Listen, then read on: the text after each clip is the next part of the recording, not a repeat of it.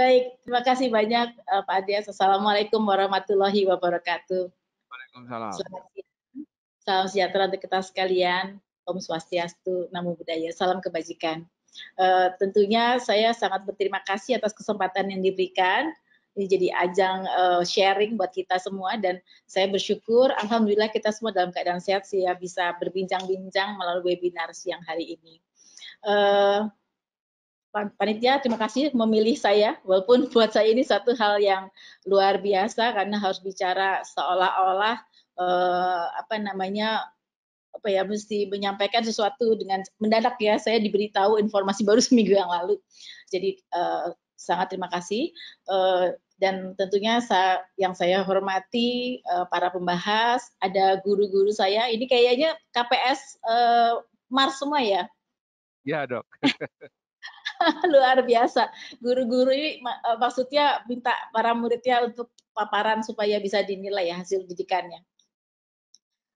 Yang saya hormati juga moderator serta para peserta webinar yang saya muliakan. Seperti disampaikan oleh Dr. Andreas tadi, memang RSCM berbeda dengan tadi yang disampaikan oleh Dr. Fatima karena sudah menjadi dirijen yang luar biasa dari 70 rumah sakit, suatu holding yang sangat besar. Kami Rumah Sakit Umum Pusat Nasional milik pemerintah juga, tetapi dari Kementerian Kesehatan. Dan sebagai BLU, di mana kami keuangan berada di bawah Kementerian Keuangan. Rumah sakitnya cuma satu memang, ini suatu kapal besar dengan armada yang besar, yang sudah berlayar 100 tahun menuju ke 101 tahun. Dan tentunya ini adalah satu kesempatan bagi kami untuk menceritakan pengalaman kami di masa pandemik ini, bagaimana kru kapal besar ini berusaha untuk kapalnya tidak karam. Jadi kami berharap melalui ajang ini suatu sharing yang tentunya akan mendapatkan masukan dari para pembahas sehingga kami bisa memperkaya diri kami untuk jadi lebih baik. Kami juga berharap bahwa kami dapat mewakili rumah sakit lain dari pemerintah, rumah sakit pemerintah yang mengalami hal yang sama di lapangan, the real battle saat pandemik. Dan tentunya kita juga melihat bahwa kita punya super sistem yang berbeda-beda, ada yang dari Kemkes, ada yang dari Arsada dan sebagainya, sehingga mungkin kita nanti bisa melihat bagaimana yang pemerintah pusat seperti kami dan bisa diambil pengalaman baiknya dan dibuang yang buruknya.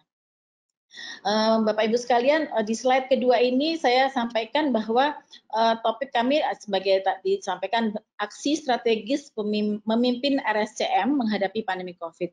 Dan demikian saya membuat beberapa tahapan paparan, yaitu sebagai berikut mengenai situasi layanan kami di RSCM, kemudian tentang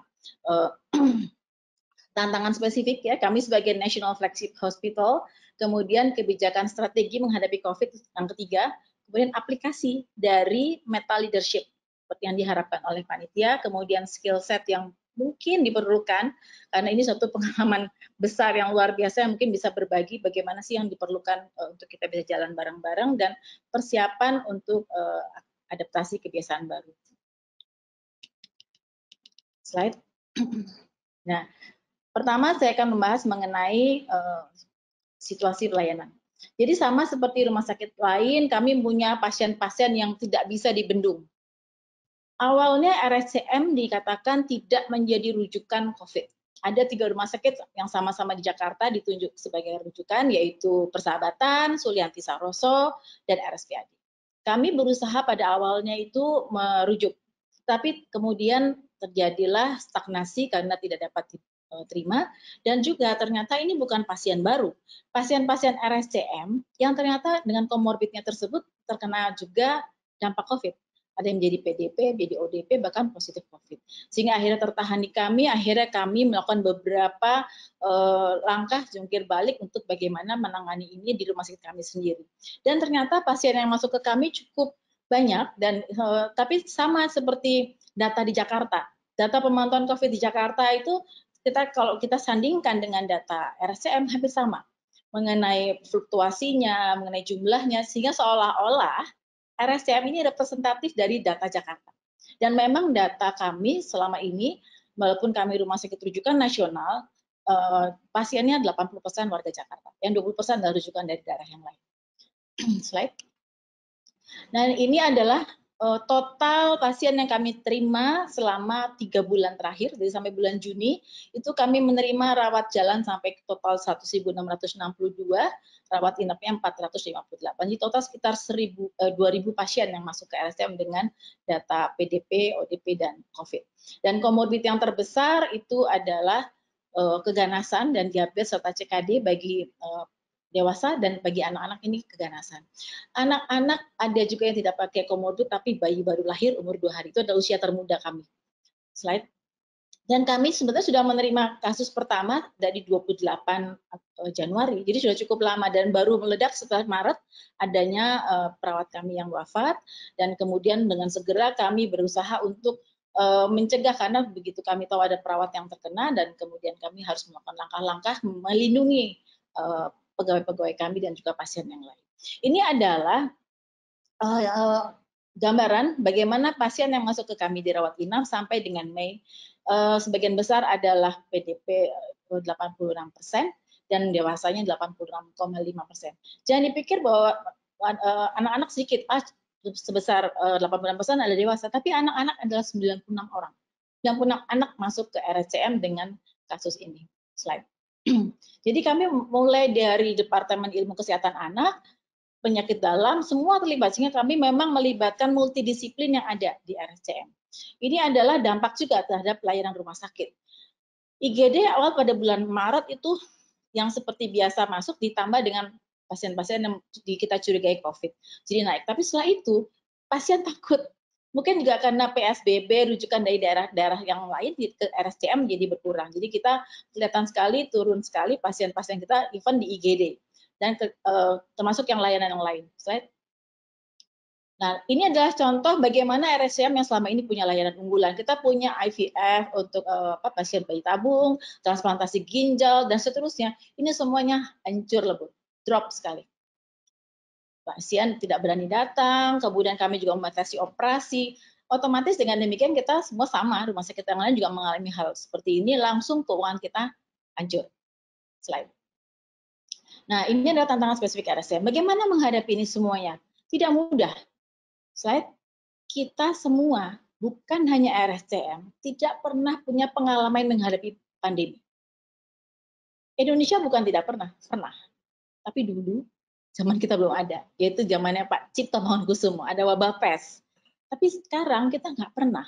Di masa kita mungkin dari lahir, paling yang kita hadapi di rumah sakit, bencana gempa bumi, banjir, dan sebagainya. Sehingga yang kena di RS itu sendiri mungkin kita baru kali ini. Slide. RSCM juga begitu, kita pernah pergi ke Palu, ke Lombok, dan sebagainya. Dan kita pada awal Januari itu mengalami banjir. Dan pertama kali sehingga saya juga merasa agak terpukul, baru saya jadi direktur, kok RSCM kena banjir. Dan waktu itu kita baru pulih, dan ternyata di bulan Maret kita kena lagi pandemi. Slide. Nah, ini adalah kondisi psikologis rumah sakit kita yang harus diatasi. RSCM ini mempunyai sumber daya yang luar biasa, aset yang luar biasa. 5.300 pegawai, diantaranya adalah 618 dokter spesialis, subspesialis yang terdiri dari 167 subspesialis, divisi. Perawatnya hampir 2.000, belum lagi tenaga ahli daya dan peserta didik. Jadi di dalamnya itu 8.000 yang harus dikelola, dilindungi, dan mereka semua bisa burn out dengan segala situasi yang ada. Kita baru tahun lalu ada JCI, kemudian kita mengalami ulang tahun, mengalami segala macam, sampai ada gempa, dan kita semua sudah cukup lelah, layanan cukup banyak, dan tidak berhenti-berhenti, tiba-tiba kita mengalami pandemi. Nah, oleh karena itu, ini harus saya lihat. Ini yang pertama kali dikelola apa sih? Internal dulu. Inilah bagaimana caranya 5.300 dan 1.400 peserta didik ini selamat. Kita harus membuat kapal kita tidak tenggelam oleh karena gugurnya atau rontoknya tenaga di dalam dulu. Awal-awal kita semua tahu kelangkaan alat pelindung diri, dan ada dokter-dokter profesor yang sudah 60 tahun karena sebagai pendidik masih bekerja. Ini kita bagaimana? Kita bikin bahwa mereka kita berikan kelonggaran untuk perform. Kemudian bagaimana pelindung diri? Nggak ada. susah, rebutan. Saya pernah sampai telepon, IF telepon, dok ini ada, ambil 90 juta, boleh, silakan. Nggak lama dibilang, dok sudah diambil rumah sakit Persahabatan. Kira-kira seperti itu. Jadi ini situasi yang sangat kacau yang mungkin teman-teman juga alami. Kemudian stigma masyarakat bahwa kalau ke rumah sakit itu nanti ketularan. Jadi kita harus bagaimana cara, sehingga ada beberapa juga pegawai kami yang nggak boleh masuk oleh keluarganya. Nanti kamu kalau pulang nularin kami. Jadi mereka bisa kasih tahu, maaf saya tidak bisa masuk, tidak boleh oleh suami. Sehingga ini situasi yang luar biasa, ada pandemi, ternyata SDM kita juga harus kita kelola dengan baik. Slide. Nah, ini adalah gangguan supply chain yang saya ceritakan. Semua sudah tahu, ini mungkin saya tidak perlu banyak panjang, stok tidak ada, dan segala macam itu menjadi sulit karena keuangan kita juga minimal, keterbatasan kemampuan belanja, situasi sangat sulit sekali. Sehingga kita betul-betul di sini tergantung dari donasi. Nah, donasi dari mana? Ternyata kita nggak minta, kita dengan atas dasar hubungan baik dan sebagainya, donasi dari masyarakat, dari perusahaan dan sebagainya. Ini jadi saya pikir RSCM sebagai salah satu contoh gerakan masyarakat untuk bergabung mengatasi pandemi ini secara bersama-sama. Itu luar biasa sekali. Semua juga mengalami kan, ada bantuan makanan, bantuan vitamin, bantuan APD, semua mencukupi untuk ya sehari-hari kita, walaupun masih kurang. Slide. Nah, sebagai rumah sakit rujukan nasional, maka RSCM tidak boleh kolaps. Itu adalah yang saya selalu sampaikan kepada seluruh staf, baik direksi sampai di bawah. Saya bilang kita tidak boleh kolaps, karena kita benchmark, kita adalah wajah. Kalau sampai RSCM kolaps, gimana kata internasional? Indonesia jelek sekali, bahwa rumah sakit terbesar kita kolaps. Kita harus tetap berdiri tegak. Jadi pelayanan esensial bagi seluruh pasien harus tetap jalan. Rawat jalan, rawat inap, operasi, tindakan jalan. Bagaimana caranya? Ada COVID, ada non-COVID, ada infeksi, ada non-infeksi itu. Lalu bagaimana dengan pendidikan? Kita adalah rumah sakit yang melakukan pendidikan sebagai rumah sakit tingkat utama FKUI. Yang tadi saya sampaikan, 1.400 peserta didik.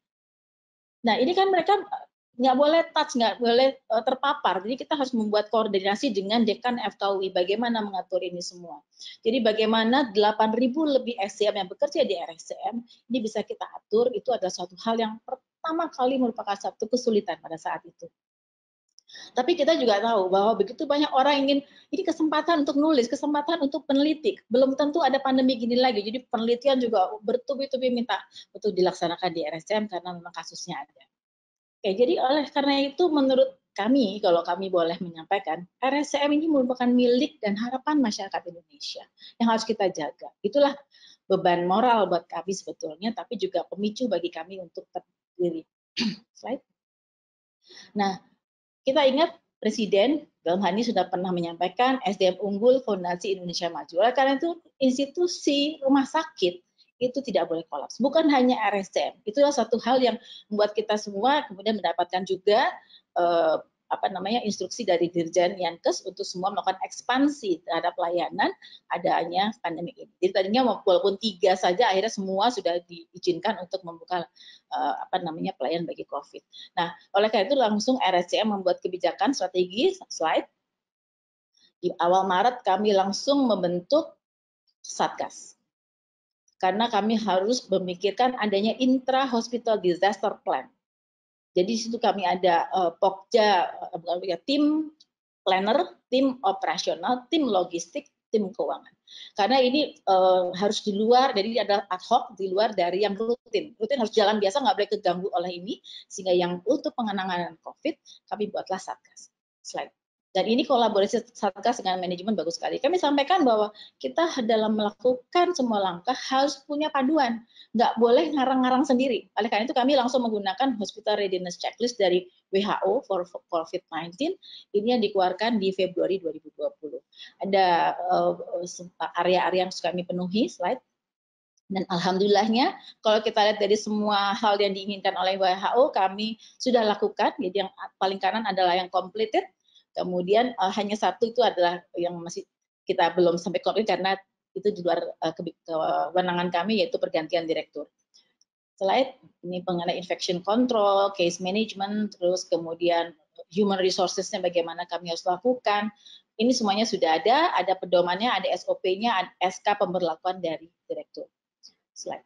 Jadi semua harus mengacu ke sana, communication. Communication is the very important thing. Karena kegelisahan dan sebagainya itu harus bisa kita kelola dengan baik. Oleh karena itu kami membuat satu sistem komunikasi supaya nyambung, dan kehadiran direksi sudah saya wajibkan setiap hari, tidak boleh tidak masuk dan harus ke lapangan termasuk waktu lebaran. Kita datang, kita temani mereka. Slide. Logistik, ini setengah mati juga, tetapi yaitu tadi nanti kita akan lihat pada saat kita membahas mengenai meta leadership, kemudian laboratorium. Nah, langkah berikutnya adalah kami harus menutup akses. RSCM 12,5 hektar terdiri dari banyak pintu masuk, dan kita harus menutup supaya kita bisa mengawasi keluar masuknya orang, dan juga membuat screening di setiap pintu yang masih tetap kita buka. Lalu kita lakukan zonasi. Nah, dengan luas seperti itu, dengan gedung yang sangat banyak, kita ada sekitar 28 gedung, kita bisa lihat di sebelah kanan itu ada area yang paling kanan, itu adalah Kiara. Kiara ini tadinya adalah PKI ya, Pusat Kesehatan Ibu Anak, tapi baru 2 lantai yang beroperasional karena masih ada keterbatasan anggaran, tapi akhirnya kami putuskan itulah zonasi COVID. Sehingga kami keluarkan semua layanan anak dari sana, kami pindahkan ke gedung di belakangnya, tapi kita tutup semua, sehingga itu adalah mulai dari lantai 1 sebagai IGD, rawat jalan, rawat inap, isolasi, kemudian sampai ICU, HCU, tindakan, cuci darah, segala macam, itu satu gedung. Sehingga daerah lain kita anggap harus hijau. Slide. Nah, ini ternyata zonasi ini membuat, maaf kembali lagi slide sebelumnya, ini sangat membuat efisien segala layanan. Orang dapat kita mobilisir ke sana, dan dari sana tidak boleh kanan kiri, tidak boleh ke zona hijau, dan mereka lah yang di gedung itu yang mendapatkan usulan mendapatkan insentif nakes. APD dari yang tadinya 450 APD per hari, karena begitu luasnya area keluar masuk orang dengan kemungkinan COVID, kita bisa minimalisir menjadi hanya 150 APD per hari, hanya untuk di Kiara saja. Slide. Ini adalah ekspansi kami. Jadi awalnya sebelum Kiara diputuskan itu dalam waktu 4 hari kami harus mengubah rawat jalan kebidanan untuk menjadi tempat tidur isolasi di IGD. Ini adalah untuk high care unit kami. Dan ini kita dapatnya donasi. Jadi belum ada dana dari mana-mana, ternyata ada LSM gitu yang mendonasikan 7 ventilator baru, dan kita merenovasinya dengan tekanan negatif juga dari bantuan One Team Press. Slide. Ini adalah di Kiara, jadi namanya Kiara Ultimate. Waktu itu teman-teman mengatakan ini ultimatum dirut, jadi namanya Kiara Ultimate. Jadi sana digunakan sebagai, seperti Bapak Ibu sekalian lihat, multidisiplin COVID board. Di situ ada telekonsultasi, dan ini dalam waktu yang sangat singkat sekali, hanya dalam waktu 2 minggu kita bisa selesaikan ini semua. Saya sangat apresiasi para direktur kami, 5 direktur bekerja luar biasa dan menghasilkan ini dalam waktu sangat singkat. Slide. Ini adalah pojok sahabat. Ini juga departemen-departemen kita termasuk psikiatri membuat beberapa inovasi seperti ini, sehingga yang tidak bisa besuk ke atas bisa mengunjungi keluarganya melalui pojok sahabat ini dengan kunjungan virtual. Slide. Nah, ini sampai sekarang kami akhirnya mengembangkan terus dari pojok sahabat menjadi komik monitoring information center, sehingga keluarga pasien bisa memonitor kondisinya dan bertanya pada dokter melalui ajang di komik tersebut. Dan kita mempunyai semacam ruangan khusus untuk mengelola data-data tersebut. Slide. Ini telemedicine kita kembangkan karena dari dalam itu tidak boleh terlalu banyak keluar masuk orang, sehingga kita juga APD kita batasin. Dengan telemedicine kita membuat COVID board itu satu ruangan khusus, para profesor dan dokter spesialis berkumpul untuk menghadapi kasus yang disampaikan dari dalam. Slide. Ini kemudian sama dengan mungkin Dr. Fatima tadi, kita harus memanfaatkan pasien yang tidak bisa datang tapi ingin berobat karena obatnya habis, sehingga kita melayani telekonsultasi. Nah, ini kita masih batasi harus di rumah sakit karena kita menggunakan rekam medik. Slide. Nah, yang penelitian, karena begitu banyak usulan yang masuk, kami harus membuat pohon penelitiannya dulu, jadi tidak boleh keluar dari pohon penelitian. Dan ini kami ada 4 penelitian uji klinis, kemudian juga 6 kerjasama dengan luar negeri, dan dari semua itu 15 kami biayai. Slide. Nah, ini ada berbagai inovasi lain. Jadi memang kita di dalam itu selain ada yang stres, akhirnya keluarlah inovasi. Karena kita bilang begini, lalu mereka, oh ya nggak boleh absensi pakai manual, takut ketularan. kemudian dari IT dan juga dari SDM membuatlah absensi secara daring. Jadi sekarang kita pakai handphone, begitu masuk rumah sakit, kita langsung masuk ke zona Wi-Fi-nya, kita langsung bisa absen. Tapi harus pakai foto supaya yakin bahwa yang absen adalah memang yang bersangkutan. Demikian banyak ini saya sampaikan. Yang belum selesai adalah yang warna kuning, yang lain sudah selesai. Jadi semua sudah dibuat sebagai inovasi RSCM. Dan sekarang ke penerapan meta leadership. Mohon maaf, di mental leadership ini tentunya apa ya, kalau saya sampaikan memerlukan begitu banyak hal yang diperhatikan dan kita pilih kita mau yang mana dulu sih, yang kita membawa kapal kita gimana sih, ya kan? Jadi kita harus mempunyai, apakah kita ke up dulu, ke down dulu, lead, ke beyond, across. Begitu banyak harus kita lakukan dalam waktu saat. Yang penting buat kita, menurut saya adalah bukan personal, tapi grup. Leadership itu bukan hanya kita saja, tetapi leadership dari jajaran kita. Bagaimana direktur SDM kami bisa membawa jajarannya dengan baik, direktorat medik juga bisa baik, direktorat saya tinggal semacam dirijen yang di atas semua direktorat kan, tapi direktur-direktur inilah yang kemudian kita buat mereka begitu solid dan berkonsolidasi untuk melakukan hal itu semuanya. Dan kami lalu bersepakat, apa yang harus kita lakukan? Seperti saya sampaikan tadi, slide. Kita down dulu nomor 1. Dengan kita membuat rasa percaya diri tenaga medis. Ini pertama kali harus kita lihat bagaimana semua bisa melakukan komunikasi, menimbulkan rasa percaya diri. Hilangkan burnout, membangkitkan motivasi. Memang cash flow terganggu, tapi gimana caranya? Tapi supaya mereka tidak khawatir, mereka yakin bahwa kita baik-baik saja. Dan itu memerlukan strategi untuk bicara, dan itu tidak hanya di root, semua direksi selalu tampil bersama-sama. Bahkan pada saat suatu kali ada beberapa kondisi kita kumpulkan mereka perawat, lalu kita bicara 6 direktur semuanya hadir untuk menjawab.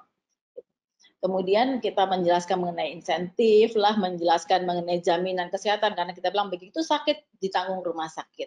Dan itu kita siapkan tempatnya, ada ruang rawat yang kita bilang itu adalah area untuk tenaga kesehatan internal kita. Slide. Kemudian bagaimana ternyata setelah kita mempunyai satu kesatuan dalam berpikir antara para direksi, kita memutuskan bahwa kita punya strategi tertentu, lalu kita bawa ke atas. Kita perjuangkan bahwa kita butuh tetap menjadi rumah sakit yang boleh merawat COVID.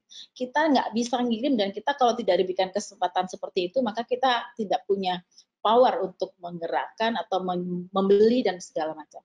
Kami sampaikan kepada kementerian, karena kami di bawah Kementerian Kesehatan dan juga PKBLU, Kementerian Keuangan, kami harus ke sana, dan kami minta kepada Dewas untuk bisa berkomunikasi lebih cepat, lebih sering. Jadi yang harusnya sebulan sekali, biasanya kami minta 2 kali. Please Bapak, kami harus melapor dan kami harus mendapatkan persetujuan dengan cepat.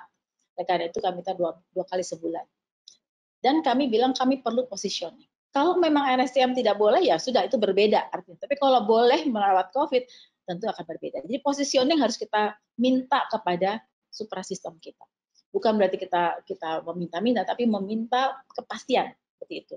Lalu tentunya dengan demikian kita sampaikan programnya seperti apa, kita perlu dukungan macam-macam, dukungan anggaran dan lain-lain. Dan selama itu belum ada, tapi kita sudah dapat positioning, maka kita barulah kita ke slide across.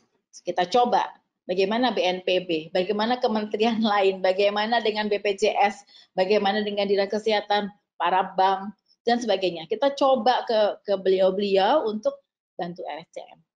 Karena ya itu jualan kita adalah kita nggak boleh tenggelam, kita harus adalah kapal besar milik negara, sambil kami pikir semuanya pasti bisa bantu. Dan alhamdulillah mereka bantu. Ini adalah bagaimana kita bisa mendapatkan goodwill dari pemerintah dan privat, dan kita bisa melampaui sistem birokrasi dan pengadaan supaya kita bisa tetap survive. Dan alhamdulillahnya barusan saya munculkan adalah donasi hibah yang luar biasa dari masyarakat. Public-private partnership itu bukan hanya dengan perusahaan besar, tapi ternyata dengan kecil-kecil, banyak sekali perusahaan kecil-kecil yang kita nggak duga ternyata juga mau terlibat karena terketuk hatinya. Slide. Ini total donasi kita, ini bukan donasi rupiah, tapi donasi jumlah. Jadi kita lihat bahwa non pemerintah cukup banyak, 41,08%. Nah, kemudian beyond. Jadi kita bagaimana caranya sekarang ke masyarakat nih. Masyarakat harus percaya bahwa RSCM masih merupakan pilihan aman dan mereka mempunyai keyakinan bahwa layanan yang unggulan kami tetap harus bisa jalan. Dan untuk itu ini yang kita buat dalam berbagai slide cara, ya kita membuat webinar, kita membuat informasi ke web IG lah, FB, untuk kita bisa membuat mereka percaya bahwa layanan kesehatan kita tidak ambruk. Jadi kita tetap menyatakan eksistensi RSCM masih ada dan jangan khawatir tentang kami. Slide. Nah, Bapak Ibu sekalian, memimpin rumah sakit agar resilience, ya, penting lah ibarat kata. Adaptif itu ternyata memerlukan tambahan selain teori. Jadi menurut saya adalah bagaimana caranya kita bisa menjadi pribadi yang bisa merangkul segala pihak. Yang pertama tapi tentunya sesama direksi. Kalau kita bisa membuat direksi itu begitu solid, bisa bergandengan tangan, kita bisa munculkan potensi mereka, maka kita jadi kuat sekali dalam satu rumah sakit. Dan ternyata yang juga menjadikan kita kuat adalah pengalaman. Pengalaman dalam arti kata bukan saya mengatakan saya pengalaman, tetapi pembelajaran yang kita peroleh dari bertahun-tahun menghadapi situasi rumah sakit. Saya sangat beruntung sekali karena saya menjadi 3 kali periode direksi sebelumnya. Saya pernah menjadi Direktur Umum SDM di harapan kita, Direktur Penunjang yang kalau rumah sakit namanya Umum Operasional. Dan ini waktu itu memang baru BLU, dari kita merupakan satu tim yang juga solid. Jadi saya membawa pengalaman saya di harapan kita itu sebagai pengalaman berharga, karena di harapan kita saya mengalami bagaimana solidnya para direksi. Jadi saya punya dirut yang luar biasa menjadi panutan saya, dan menurut saya itulah bekal buat saya, bahwa kita harus membuat satu kedireksian yang baik dan membuat fondasi-fondasi yang baik. Slide. Dan juga termasuk di Darmais, tadi ada Bu Nina. Hai Bu Nina, apa kabar?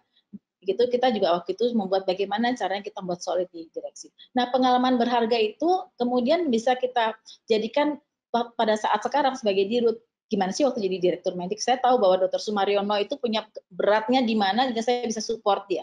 Dr. Ria sebagai direktur SDM beratnya di mana, saya bisa support. Saya bisa membesarkan hati dia karena saya pernah tahu gimana rasanya jadi direktur SDM yang disecar dari sana sini, bahwa dengan keuangan turun, jangan sampai remun saya turun, jangan sampai saya insentif saya dipotong dan sebagainya.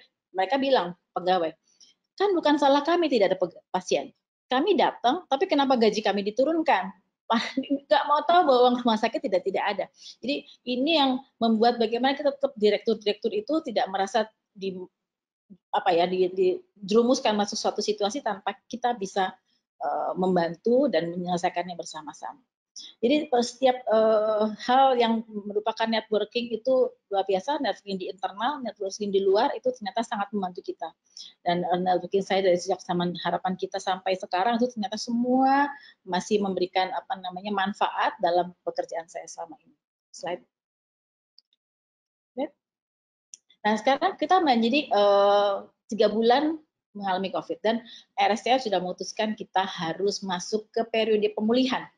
Karena Presiden juga sudah menyampaikan new normal, kemudian Pemda DKI juga menyatakan seperti itu, PSBB sudah mulai dilonggarkan, masyarakat sudah kembali normal, macet di mana-mana. Berarti transmisi virus masih tinggi kan? RSCM ini masih menerima kasus-kasus yang masih mungkin kemudian ada COVID-nya. Jadi kita harus bisa tetap adaptif dengan hal ini, harus resilient, dan kita harus menguatkan diri, sekali lagi menguatkan diri supaya kita bisa menerima segala situasi lagi ke depan yang kita belum tahu. Slide. Nah, RSCM tetap harus merupakan rujukan nasional yang melakukan pelayanan baik itu infeksi maupun non-infeksi, dan juga meningkatkan kualitas hidup manusia Indonesia melalui layanan kesehatan yang terbaik sehingga mereka semua produktif. Jadi masyarakat itu menunggu pastinya transformasi RSCM. Nah, saya sampaikan teman-teman, transformasi kita mau seperti apa? Dan saya pikir sangat baik kalau kita semua merumuskan sama-sama dan sampai kadang-kadang malam pun seperti tadi malam kami masih terus melakukan VCon dengan semua kepala departemen merumuskan transformasi RSCM. Slide. Dan ini adalah konsep adaptasi kami yang sudah mulai mengerucut. Kami sudah memutuskan kami akan mempunyai digital ecosystem, artificial intelligence sekarang sedang dikembangkan. Dan kami harus memastikan keamanan staf, peserta didik dan pegawai lainnya. Kami mempunyai satu SOP, screening dan bagaimana APD, screening berkala bagi seluruh staf. Kemarin pun hari Minggu kami masih melakukan tetap berkala sesuai jadwal, 48 staf kita lakukan swab. Kemudian zonasi kita pastikan bukan hanya zonasi gedung, lagi kita akan zonasi bukan zonasi rumah sakit tapi zonasi gedung. Jadi per lantai kita buat dengan sistem tata udara yang berbeda. Tarif kita buat kompetitif karena kita tahu sekarang masyarakat sulit, jadi kita menghitung ulang bagaimana supaya kami efisien sehingga tarif kami tidak terlalu tinggi sehingga membantu masyarakat dan tidak makin susah. Kemudian kami juga membuat aplikasi di mobile phone dan sebagainya. Slide. Ini adalah nilai-nilai yang kami terapkan di dalam adaptasi ke depan ini bukan hanya dalam bentuk barang, tapi kami menerapkan nilai-nilai budaya RSCM dan ini kami punya tim budaya yang sekarang sudah mulai bekerja untuk terus menyampaikan bagaimana kita harus bersikap sekarang ini. Slide. Ini adalah master plan kami, kita harus rubah karena kita menghadapi infeksi ke depan, jadi master plan yang sudah ada, kita revisi, jadi kita harus ada beberapa hal yang masuk lagi baru. Jadi contohnya kita sekarang harus mempunyai OK yang hybrid dan sebagainya, dan kita coba untuk mengakomodir kondisi yang kemungkinan di depan harus kita hadapi. Slide. Ini adalah contoh timeline, jadi kami membuat timeline untuk keluar dari ini, dan kita sudah memutuskan sebetulnya September ini kami kick off, dan kita insya Allah sekarang sedang proses untuk penyelesaian beberapa pedoman-pedoman lain. Slide. Nah ini contohnya mengenai bahwa kami mempunyai pemeriksaan screening swab tenaga kesehatan yang rutin, dan sekarang kita menyediakan 4.800 pemeriksaan gratis untuk karyawan, supaya mereka semua tetap kita bisa pantau. Rapid test juga kita lakukan setiap 2 minggu sekali. Slide. Waktunya 1 menit lagi, Dok. 2 slide lagi, Pak. Mohon maaf. Disinfeksi yang kita rutin untuk memastikan zona-zona non-kiar itu zona hijau. Jadi semua staf supaya tahu bahwa mereka terlindung di arah kita. Ini adalah sekali lagi master plan layanan non-COVID-nya. Slide. Dan refleksi. Jadi sekali lagi mohon izin mengingatkan bahwa kita pandemi ini sudah pernah. Rumah Sakit Dr. Cipto Mangunkusumo menggunakan nama besarnya, yaitu Cipto Mangunkusumo, karena beliaulah yang pernah masuk ke area PES dan keluar sebagai pemenang. Kata-katanya luar biasa. Tidak bertanggung jawab membiarkan beribu-ribu orang jatuh jadi korban PES dengan harapan wabah itu akhirnya menjadi bosan sendiri, minta korban ke orang Jawa. Tidak, kita tidak boleh lengah. Seperti itulah kira-kira yang kita inginkan, kita tidak boleh lengah. Rumah sakit semua bersama-sama dengan RSCM harus melawan COVID ini dengan persiapan yang baik. Dan itu menjadi kekuatan bagi bangsa kita. Terima kasih. Wassalamualaikum warahmatullahi wabarakatuh.